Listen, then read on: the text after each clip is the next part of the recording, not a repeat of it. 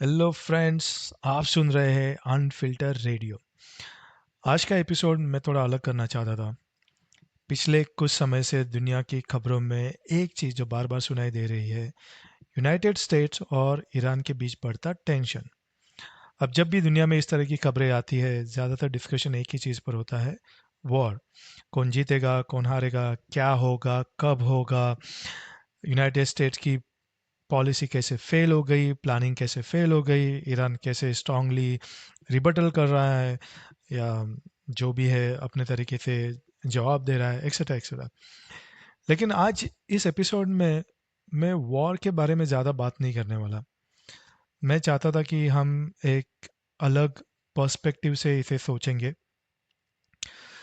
तो देखा जाए तो अगर दुनिया के किसी हिस्से में कॉन्फ्लिक्ट बढ़ता है, तो क्या उस वजह से किसी और देश के लिए उसमें एक अपॉर्चुनिटी भी हो सकती है। देखिए, इसको आप किसी गलत नज़रिए से मत देखना कि ये वॉर हो रहा है तो इंडिया सेल्फिश होके इसमें से अपने लिए एक अपॉर्चुनिटी ढूंढे। मैं ये नहीं बोल रहा, वॉर हो रहा है, इट्स अ रियलिटी, इसको हम बदल नहीं सकते। लेकिन इंडिया इस सिचुएशन से कुछ सीख सकता है क्या? This is my main question. और आई थिंक उससे भी बड़ा मेरा सवाल है कि क्या इंडिया फ्यूचर में ऐसे चैलेंजेस के लिए रेडी है?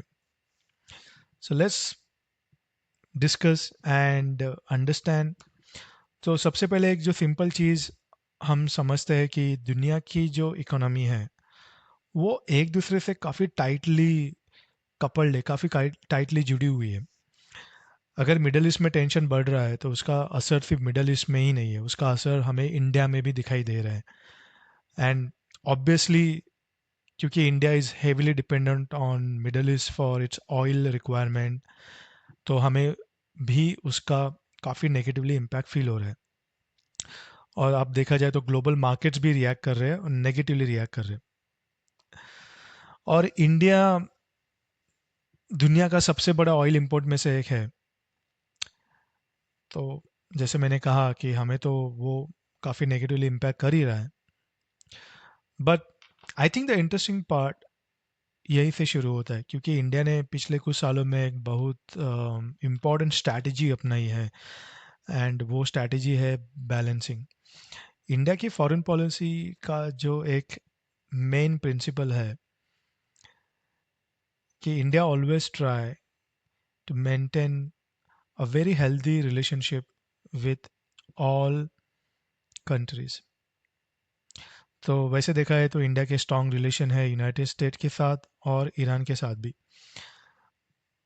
इस अप्रोच को हम स्ट्रैटेजिक ऑटोनॉमी भी कहते हैं।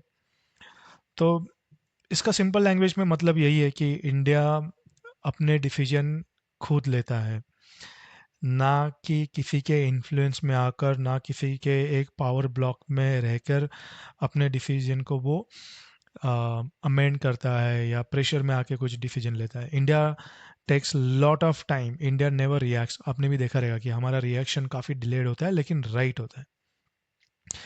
And I think in current geopolitics this approach is very powerful. But let's talk about preparation, क्योंकि ग्लोबल टेंशन फिलहाल है और फ्यूचर में और भी आ सकते हैं। लेकिन स्मार्ट कंट्रीज वही होते हैं जो पहले से ही प्रिपेयर रहती है। सो इंडिया ने एनर्जी सिक्योरिटी को लेकर कुछ बड़े स्टेप्स लिए हैं। सबसे पहला, ऑयल सोर्सेस, अपने ऑयल सोर्सेस को डाइवर्सिफाई करना। मतलब we don't want to depend on any particular region, but we want to maintain, like I said, we are maintaining healthy relationship with other countries. So हमारे जो oil sources है वो multiple countries से हम लोग import करते हैं, तो इससे हमारा रिस्क भी कम हो रहा है। दूसरा इंपॉर्टेंट स्टेप्स है strategic petroleum reserve. Simple words में अगर कहे तो ये एक इमरजेंसी ऑयल स्टोरेज है। अगर किसी वजह से ग्लोबल सप्लाई डिसरप्ट हो जाती है तो इंडिया के पास कुछ समय के लिए अपने रिजर्व होते हैं। इसे हम इकोनॉमिक सेफ्टी क्वेश्चन भी कहते हैं। बट आई बिलीव जो इंडिया का सबसे बड़ा जो लॉन्ग टर्म प्लान है, India is focusing more on renewable energy, जहाँ पे India is rapidly investing solar energy, wind energy, electric energy and green hydrogen. Very simple goal. Future में हमें अपनी ऑयल डिपेंडेंस कम करना है अदर कंट्रीज़ के ऊपर। पर there is one interesting twist year जहाँ पे इंडिया के लिए काफ़ी अच्छी अपॉर्चुनिटी हो सकती है। एज यू नो कि जैसे दुनिया में जियोपॉलिटिकल टेंशन बढ़ते हैं, तो ग्लोबल कंपनीज भी अपनी स्ट्रैटेजीज बदलती है। कई कंपनीज अब अपने मैन्युफैक्चरिंग बेसिस डाइवर्सिफाई करना चाहते हैं, क्योंकि वो भी किसी एक कंट्री पर डिपेंड नहीं रहना चाहते। They want to reduce their और मिनिमाइज देयर रिस्क। और यहाँ पे इंडिया के लिए एक बहुत बड़ी अपॉर्चुनिटी क्रिएट होती है, क्योंकि India today is not only just a fast growing market but also a very good potential for manufacturing hub. और और एक जो सेक्टर इंडिया में काफ़ी तेज़ी से आगे बढ़ रहा है, वो है डिफेंस मैन्युफैक्चरिंग। कुछ पिछले कुछ सालों में इंडिया ने डिफेंस सेक्टर में कई सारे इनिशिएटिव लिए हुए हैं। मेक इन इंडिया तो है, पर ये जो भी सारे इनिशिएटिव हम ले रहे हैं, इसका एक सिंपल गोल है कि इंडिया ज़्यादा से ज़्यादा डिफेंस टेक्नोलॉजी खुद डेवलप करे। इसमें मिसाइल सिस्टम हो गया, ड्रोन टेक्नोलॉजी हो गया, एडवांस नेवल सिस्टम्स हो गया, इन सब पर काफ़ी तेज़ी से काम हो रहा है। और आई थिंक इससे दो बेनिफिट होते हैं। पहला एंड मोस्ट इम्पॉर्टेंट बेनिफिट, अपनी खुद की नेशनल सिक्योरिटी स्ट्रांग होती है।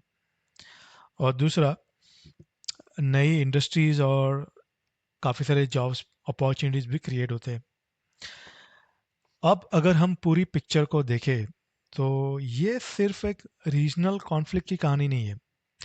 I think this is a very very important reminder to everyone that the world is changing rapidly.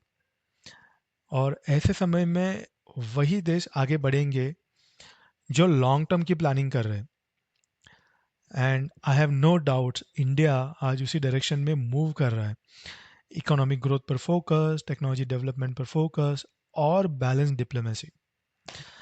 कई एक्सपर्ट ये भी मानते हैं कि आने वाले डिकेड्स में ग्लोबल पावर बैलेंस बदल सकता है। और अगर इंडिया अपनी ग्रोथ इसी तरह मेंटेन करता है, तो आने वाले समय में इंडिया सिर्फ एक रीजनल पावर नहीं रहेगा, बल्कि एक मेजर ग्लोबल प्लेयर भी बन सकता है।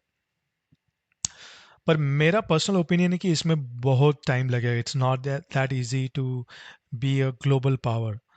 काफ़ी सारे चैलेंजेस है इंडिया के सामने। इसमें I think as a citizen we also have to contribute. We just can not depend कि गवर्नमेंट वहाँ पे कुछ कर लेगा, कुछ डिसीजन लेंगे और हम लोग उस पर रिएक्ट करेंगे। I think we have to contribute in a way that we should create more entrepreneur, we should focus on system और द स्किल्स जहाँ पे आगे जाके हम लोग एक स्किलफुल लेबर बना सके, ना कि वही रूडिमेंट्री ट्रेडिशनल सिलेबस हम लोग बच्चों को पढ़ा रहे। तो इसमें काफ़ी सारी चीज़ें जिसमें हमको अडेप्ट करना होगा, चेंजेस करना पड़ेगा, एक बड़ा रिवोल्यूशन लाना होगा। It's not going to be easy but not impossible also. So friends, I think दुनिया में कॉन्फ्लिक्ट आते रहेंगे, लेकिन हर कॉन्फ्लिक्ट सिर्फ डिस्ट्रक्शन नहीं लाता मेरे हिसाब से। कभी कभी नए अपॉर्चुनिटीज़ भी क्रिएट करते हैं। तो शायद यही समय है जब इंडिया को अपने लॉन्ग टर्म विजन पर और फोकस करना होगा और बहुत स्ट्रांगली, बहुत मजबूती से इस पर काम भी करना होगा। तो बस आज का एपिसोड यही तक। अगर आपको इंटरेस्टिंग लगा हो तो प्लीज़ डू कमेंट, और आप सुनते रहे अनफिल्टर रेडियो। मैं आपसे फिर मिलूंगा अगले एपिसोड में विथ another new topic. तब तक के लिए thank you so much. Bless you.